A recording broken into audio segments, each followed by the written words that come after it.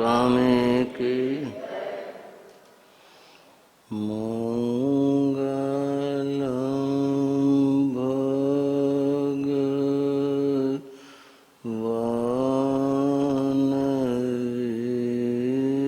वीरो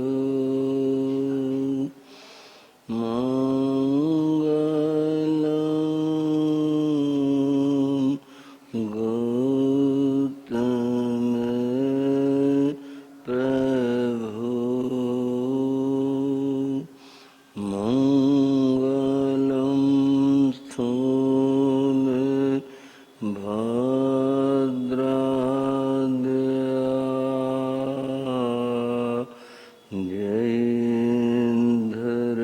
जयेन्द्रमोस्तु मंगलम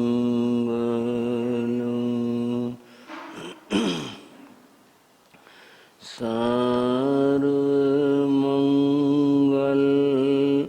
मांगल्यं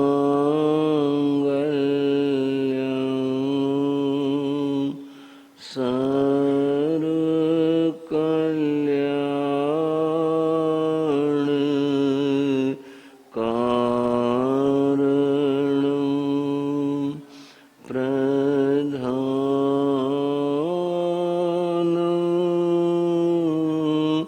सर्वधर्माणां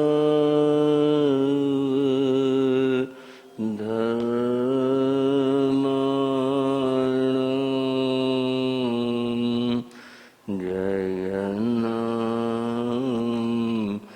जयतु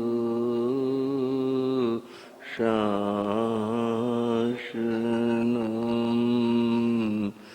जयन्नं जयतु शासनं।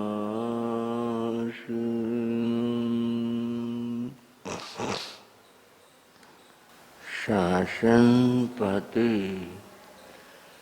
श्रवण भगवान महावीर को वंदन नमन।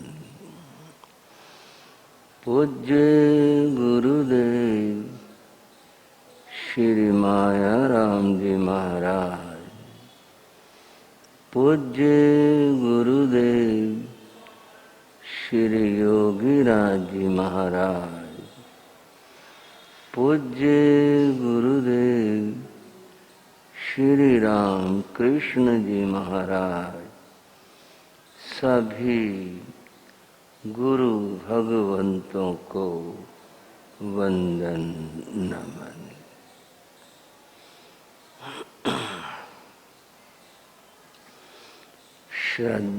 श्रद्धाशील बंधुओं एवं श्रद्धाशील बहनों,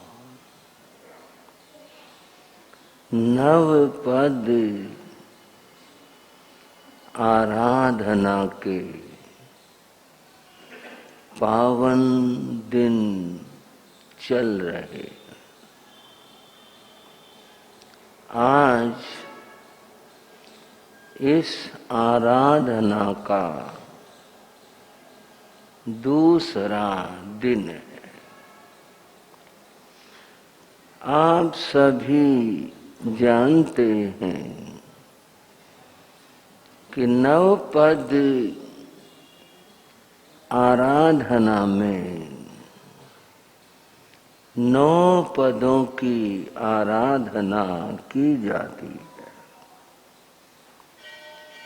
जिसमें 5 पद नमोकार महामंत्र के और 4 पद इन 5 पदों के गुण, ये सब मिलाकर 9 होते हैं। एक एक दिन में एक एक पद का चिंतन मनन, उसका ध्यान, जप, आराधना की जाती है। बंधुओं, नमोकार महामंत्र में 2 पद परमात्म पद कहलाते, यानी ये 2 पद परमात्मा के स्वरूप को बताते। ये 2 पद हैं, नमो अरिहंताणं और दूसरा है नमो सिद्धाणं। इन दोनों में परमात्मा का स्वरूप बताया गया है। जब परमात्मा की चर्चा चले, उसका नाम लिया जाए, उसको सोचा जाए, तो हमारी दशा उस मोर जैसी हो जानी चाहिए जो बादल के गरजने पर नाच उठता है। भगवान का नाम लिया, उसका सुमरण हुआ, हमारा मन उसी तरह से नाच उठे, इतनी खुशी भर जाए। परमात्मा परमात्मा परमात्मा, हमारी सांसों में सुगंध भर जाए परमात्मा की, इतनी खुशी भर जाए कि रोम रोम फूलों की तरह से खिल उठे। परमात्मा परमात्मा। बंधुओं, उस परमात्मा का स्वरूप बताना असंभव है। व्यक्ति तो क्या, स्वयं माता शारदा और बृहस्पति, इंद्र महाराज, वे भी परमात्म शब्द की व्याख्या करें, करते रहें, वो व्याख्या पूर्ण हो ही नहीं सकती। बंधुओं, बड़ा सुंदर कहा आचार्य सिद्धसेन दिवाकर ने। उन्होंने कहा, हे भगवान परमात्मा, मैं आपकी स्तुति करने चला। मुझे लगा कि मैं भगवान की महिमा का गान करूंगा। मैंने अपनी शक्ति को नहीं देखा, मैं तो अल्पज्ञ हूं, साधारण हूं।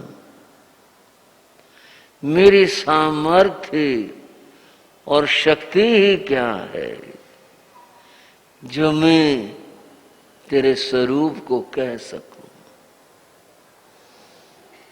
उन्होंने कहा, और जो कहा उसका अनुवाद मेरे गुरुजी महाराज ने किया।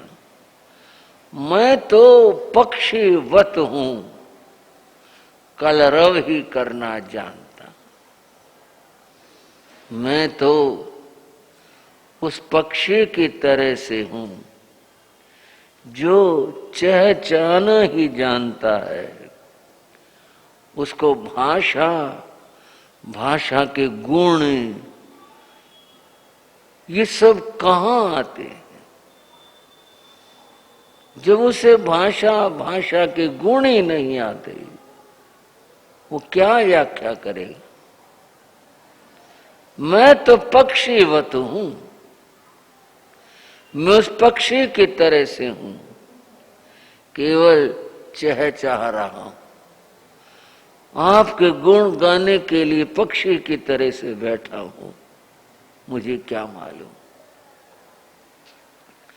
बंधुओं,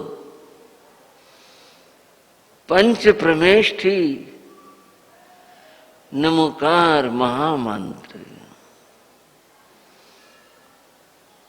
इसको परमेष्ठी क्यों कहते हैं?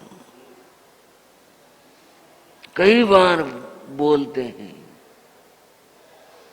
लिखा हुआ रहता है, हम पढ़ते हैं पंच प्रमेष्ठी। पंच तो समझ में आ गया कि 5 है, परमेष्ठी क्या हुआ? परमे तिष्ठति इति परमेष्ठी, जो हमारे लिए परम है, हमारे अंतर में विराजित है, श्रद्धा लोक में है, जो परम है, जिनसे आगे ऊपर कुछ नहीं है,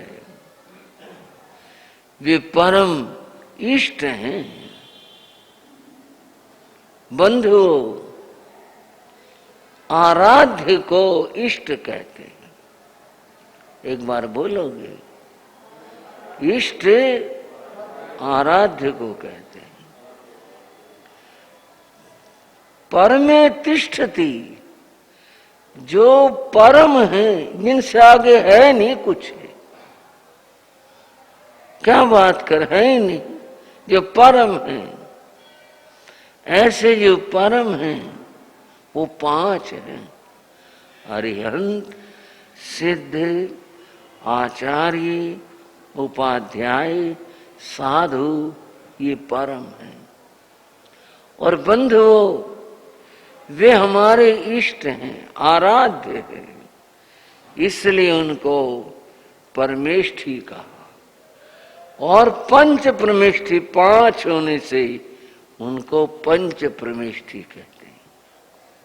नमकार मंत्र में जो ये 5 पद हैं, ये हमारे परम इष्ट आराध्य है, इसलिए इसको परमेष्ठी कहते हैं।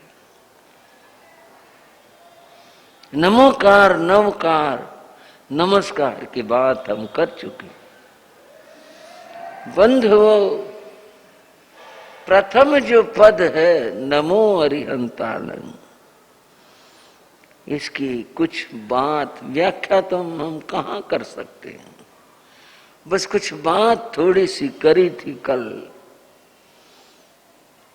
फिर भी बहुत बातें शेष रह गई। थोड़ी सी आज करके फिर दूसरे पद की बात करेंगे।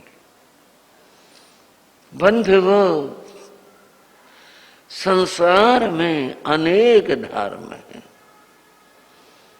बहुत सारे धर्म हैं। उन सब धर्मों का जो आराध्य इष्ट है वो परमात्मा है। सब धर्मों का, लेकिन उस परमात्मा के नाम अनेक हैं, बहुत सारे नाम हैं। कुछ लोग उसको परमात्मा कहते हैं। परम विशुद्ध, सर्व दोष विकार और मल से रहित जो है वह परम है। परम शब्द के आगे कुछ होता नहीं, जिसको उर्दू वाले आखिर कहते हैं। जब आखिर हो गया फिर आगे तो बात ही नहीं है कुछ भी। ये कहते हैं आखिरी बात, आखिर में ये हुआ। परम जिसके आगे कुछ नहीं होता, ऐसी आत्मा, मतलब जो परम विशुद्ध है, निर्मल है। श्राम को इस चर्चा में डूबना, समझना, डूबने से अर्थ न हो कि हम बस किसी और दुनिया में ही चले जाएं, इसमें डूबना। देख क्या स्वरूप है, परम विशुद्ध निर्मल दोष पाप रहित जो आत्मा है वह परमात्मा है। इसको भगवान भी कहते हैं, इसी का नाम भगवान है। इसको कुछ धर्म ईश्वर कहते हैं। ईश्वर शब्द में व्याख्या करनी पड़ेगी। जो शासन करता है वह ईश्वर है। अगर इसकी व्याख्या यूं हो, जो लोक पर शासन करे, जीवों पर शासन करे, दुनिया को चलाए, फिर ये बात तो जैन धर्म को स्वीकार नहीं है। जैन धर्म नहीं मानता इस बात को कि कोई सत्ता है जो दुनिया को चलाती है, कोई सत्ता है जो शासन करती है, कोई सत्ता है जिसका हुक्म चलता है, कोई सत्ता है जिसके आदेश के बिना पत्ता भी इधर से उधर नहीं होता, वह ईश्वर है। ये व्याख्या जैन धर्म को स्वीकार नहीं है। अगर शासन की बात है तो अपने पर शासन, अपने स्वयं पर शासन, दुनिया पर नहीं। उसे दुनिया से कोई मतलब नहीं, कोई अर्थ नहीं। वो तो राग द्वेष से अलग है, इन सब प्रपंचों से भिन्न है।